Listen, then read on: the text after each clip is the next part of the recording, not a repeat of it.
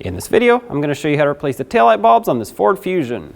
This is the turn signal / brake light bulb, reverse, and parking light. Let's get started. Accessing the taillight bulbs can be done through the trunk here. You can peel off the carpeting and get a hold of the bulb sockets.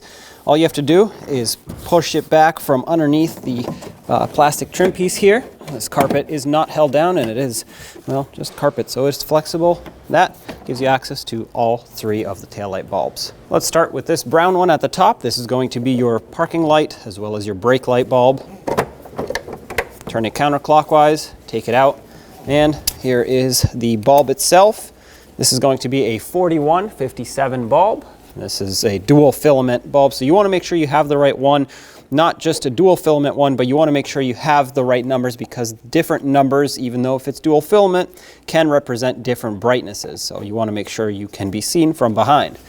At this point, you'd take your new bulb and slide it into the socket, line up the socket. Once it's in, turn it clockwise until it locks, and there you have it. A little bit further down, you have this right here, which is going to be your reverse light bulb. Turn it counterclockwise and pull it out. This is going to be a 921 bulb. Pull it out and obviously inspect the socket. If it has corrosion in it or it's completely melted, replace it.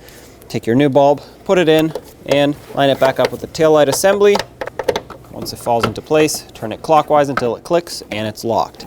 There is a third light, which is going to be your marker light on the side. Turn that counterclockwise as well, and pull the bulb and the socket straight out. This is going to be a 194 bulb. Pull it out, of course, inspect the socket. This one's a little brown, just like the brake light bulb, but it's not melted. So you would take your bulb, again, 194 bulb, put it in, and line it up with the taillight assembly.